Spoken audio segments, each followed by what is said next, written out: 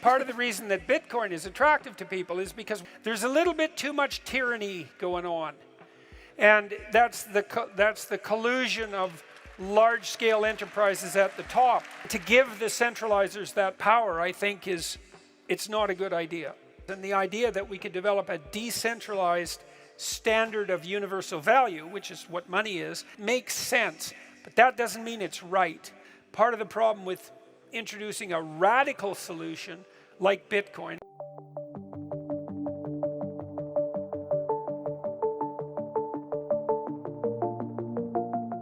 Hey guys, welcome back to Let's Talk Crypto.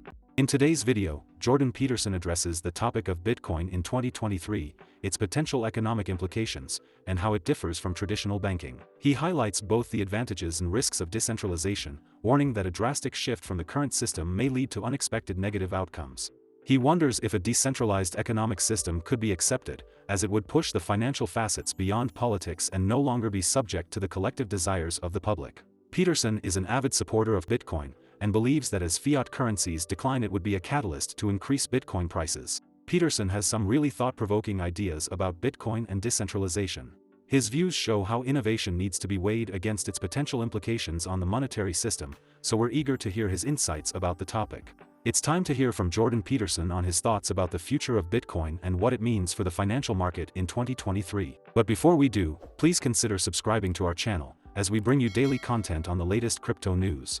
And now, let's jump right into the video. I like the idea of decentralized, I wouldn't say power, because again, I think that's the wrong way of construing the situation, because as soon as you think about decentralized power, then you've fallen into the clutches of those who think that power is the fundamental motivation. I really do think it's an unbelievably pathological presupposition, because what it presupposes is that, well, if everyone had their own choice, what they would choose is to compel others to do their will. And I don't believe that's true. I mean, I think it's true under some circumstances, but as I said before, I think that's only true when things degenerate. Because I don't think that we find our highest meaning in the compulsion of others to do our will. And I don't believe that we can find the meaning that sustains us in life by forcing others to grant our short-term wishes. I think that's an extraordinarily counterproductive way to live. And I think that the fact that psychopaths fail is evidence for that. Right? Psychopaths are people who have the proclivity to use instrumental compulsion on others. For a psychopath, you're the source of whatever gratification can be extracted in the short term. And that looks like it's a more effective evolutionary strategy than laying at home semi-conscious in your bed, but it's certainly not effective enough so that it's the dominant human strategy. And so it isn't the distribution of power that's the advantage to decentralization. It's the distribution of destiny and responsibility. Now, I'll tell you one other thing about that. The principle of subsidiarity is that decisions are best made at the lowest and most local level possible. And that looks like a universal principle. And Jonathan Pajot, who some of you know about, told me in the Exodus seminar that was the archetypal pattern for the idea of Mount Sinai. It's the archetypal pattern for the notion of proper governance. A distributed system of responsibility as opposed to absolute slavery, and it's opposed to absolute slavery, it's opposed to absolute tyranny, and it's also opposed to freedom without bounds. In any case, the proper model of governance is something like a hierarchy of responsibility. And so one of the things that Tammy and I have been endeavoring to do as we travel from city to city, and I suppose what I'm doing right now, is to remind all of you of one thing, I suppose. If you abdicate your civic responsibility, then power-mad tyrants will vacuum it up and use it against you. Because someone's going to take that responsibility. And if it's not you, then it's going to be someone who wants to take that from you.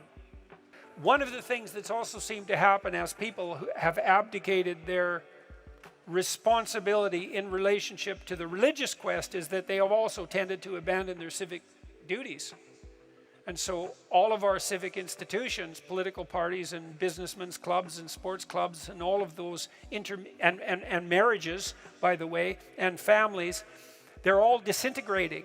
And the problem with that is we all end up atomized and disparate, and then all that abdicated responsibility goes to the tyrants. And that's a very bad idea.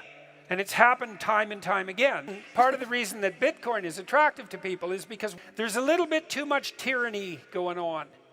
And that's the collusion of large-scale enterprises at the top. And so there are attempts to push back on that by developing decentralized systems. And the idea that we could develop a decentralized standard of universal value, which is what money is a very interesting idea. I've done what I could to think through the Bitcoin proposition, and it makes sense, but that doesn't mean it's right. You know, I went to a Bitcoin conference a while back, and it was full of Bitcoin enthusiasts, and of course all they wanted to hear was enthusiastic things about Bitcoin, and fair enough, you know, because it's not like I'm a great fan of the fiat currency that allows governments to print money and inflate away value, because that punishes people who are sensible and who make the proper sacrifices. It's inflationary, as you're all seeing right now. It's a very bad idea. Peterson thinks it's a bad idea to try and control others. People who use force to get their way don't usually succeed in the end.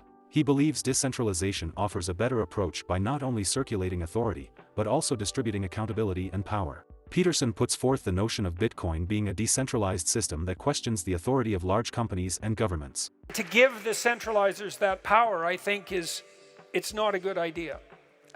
Now, that doesn't mean that Bitcoin is the right solution. And part of the problem with introducing a radical solution like Bitcoin, and it's radical because it would change the way we undertake all our trade, is that it probably won't do just the things you think it will do, right? Because when you change a system that is so complex you don't understand it, like when you disrupt the supply chain to hypothetically control COVID, all sorts of things happen that you don't expect, which is what conservatives always remind liberals. It's like, don't be thinking that your revolutionary change is only going to bring about the positive things that you envision, because you don't know what you're mucking about with.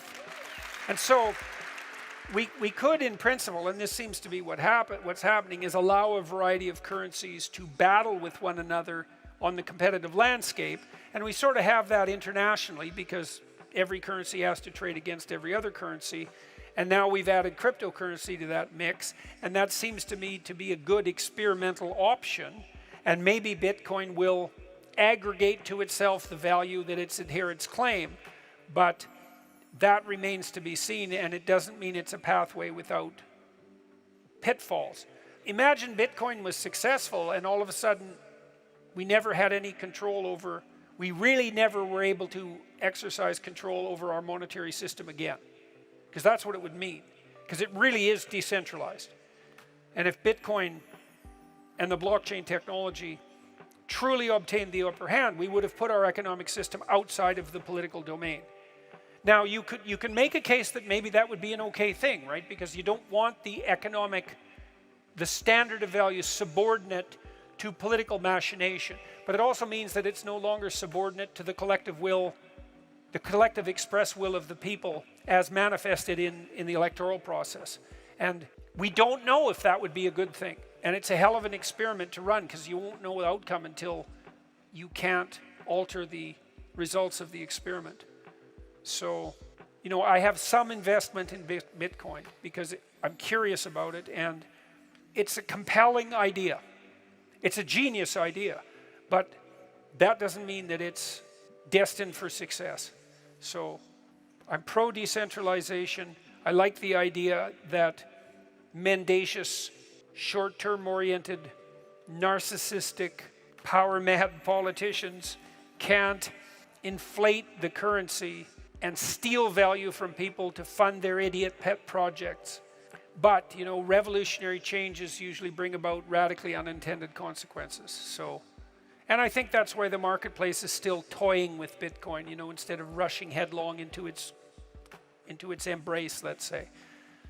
So that's what I think about Bitcoin. Jordan Peterson is intrigued by Bitcoin, but he's wary about its long-term value. He stands by his core beliefs on the power of decentralizing and cautions the potential results of such a drastic change. He believes decentralization has a lot of potential when it comes to sharing responsibility and giving people more control over their own lives. However, he reminds us to be careful while moving forward with this concept. What are your thoughts on Jordan Peterson's view on Bitcoin and his economic outlook for 2023? Let us know in the comments below. If you enjoyed this video, please make sure to give us a like and subscribe. Thank you so much for watching. This is Let's Talk Crypto, and we'll see you in the next video.